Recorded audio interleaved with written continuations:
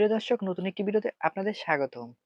আমাদের প্রধান উপদেষ্টা ডক্টর মোহাম্মদ ইউনূস মালয়েশিয়ায় ৩ দিনের রাষ্ট্র সফরে শেষ করে গতকাল রাতে বাংলাদেশে ফিরছেন। তিনি নিশ্চয়ই ভেবেছিলেন দেশের কিছু ভালো খবর পাবেন, কারণ বর্তমানে তিনি বাংলাদেশের সর্বোচ্চ দায়িত্বশীল ব্যক্তি তিনি। তাই বাংলাদেশের যেকোনো ইতিবাচক সাফল্য আর যেকোনো নৈতিক খবর সরকারের জন্য দেশের প্রবেশের আগেই তিনি গণমাধ্যম বা নিজের প্রেসের মাধ্যমে এই খবরটি পেয়েছিলেন। এদিকে দেশের রাজনৈতিক পরিস্থিতি এখন খুবই অস্থির পর্যায়ে চলছে। বাস্তবায়নে এনসিপির উপর চাপ রয়েছে। ফেব্রুয়ারিতে নির্বাচন হওয়ার কথা রয়েছে, যা মালয়েশিয়াতেও তিনি পরিষ্কার করে বলছেন। দর্শক, কিন্তু এনসিপির নেতা নাসিরুদ্দিন পাটোয়ারির বক্তব্য যে ফেব্রুয়ারিতে কোনো নির্বাচন হবে না দাঁড়িয়েছে উপরে ফেরার পথে আরেকটি খারাপ খবর পেয়েছেন তিনি। এখন প্রশ্ন উঠছে, বাংলাদেশে কেন বিশ্ব ব্যাংক রেড লিস্টে রয়েছে? আমরা জানি বাংলাদেশের দেশ আমরা জানি বাংলাদেশ আমাদের দেশ হলো আমাদের বিশ্ব ব্যাংক এফিডেভিট কিংবা অন্য কোনো বড় দাতা রয়েছে এবং ঋণ সংস্থা রয়েছে, সেই ঋণ পরিশোধ করতে হবে। এখন পর্যন্ত ধারণায় যেসব ঋণের কথা রয়েছে সেটি কোনো বড় সমস্যা নয়, কিন্তু দৈনিক যুগান্তর খবর অনুযায়ী বাংলাদেশের বিশ্ব ব্যাংক সূচনার এবং লিস্টে রয়েছে।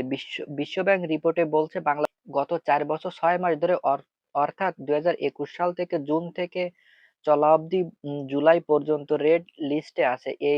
এটি সামনে বাংলাদেশের মাসিক খাদ্য খারাপ অবস্থার দিক থেকে চলে আসছে। গত ৫% উপর আওয়ামী লীগ সরকারের সময় লুটপাট দুর্নীতির কথা আমরা শুনেছি, কিন্তু আমরা সরকারের পক্ষ থেকে গত ১ বছর ধরে বারবার বলা হচ্ছে খাদ্য মজবুত ইতিহাসের সর্বোচ্চ এবং নিত্য নিত্যপণ্যের দাম তুলনামূলকভাবে রয়েছে। তবুও কেন আমরা রেড লিস্ট থেকে বের হতে পারছি না, সেটি এখন সবথেকে একটি বড় প্রশ্ন হয়ে দাঁড়িয়েছে।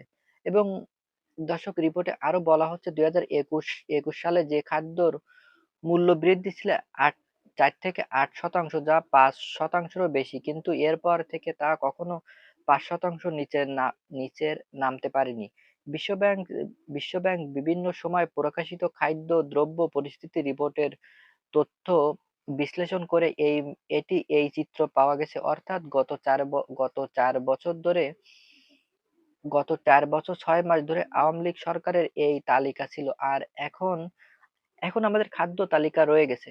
যদিও গত রমজান থেকে জুন পর্যন্ত কিছু পণ্যের কিছুটা দাম কমেছে, কিন্তু জুলাই থেকে আবারও চাল, শাক-সবজি, ডিম, মুরগি এগুলোর দাম এগুলো বেড়ে দাঁড়িয়েছে। ফলে আশঙ্কা করা হচ্ছে ডক্টর মোহাম্মদ ইউনূস সরকারের আমলে বাংলাদেশ রেড লিস্ট থেকে বের হতে পারবে না। এসব দেশের খাদ্য তালিকার দিক থেকে রেড লিস্ট পিঙ্ক পয়েন্টে থাকা রয়েছে এবং মুদ্রা স্থিতিশীলতা ধরে রাখা হয়েছে দেশের বিনিয়োগ করে। কারণে বিনিয়োগ বিনিয়োগকারীরা প্রথমেই ডলার প্রবল দাম এবং মূল্য হার অর্থাৎ সূচনামূলকভাবে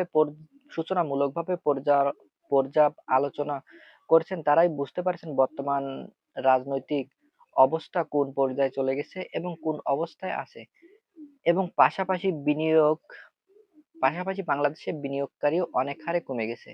ডক্টর মোহাম্মদ ইউনূসের থেকে যেকোনো বড় বিনিয়োগ চেষ্টা করলেও বাস্তবে এটি খুব সফল হতে পারেনি। তবুও গতকাল তিনি দেশে ফেরার পর আমাদের আশা তিনি অন্তত বাংলাদেশের রেড, ব্লু বা সবুজ রূপান্তরিত করতে পারবে। এটাই আমরা সবাই প্রত্যাশা করছি। দর্শক, ভালো থাকুন, সুস্থ থাকুন। অবশ্যই আমাদের চ্যানেলটি সাবস্ক্রাইব করে পাশে থাকুন। দেখা হচ্ছে পরবর্তী একটি ভিডিওতে।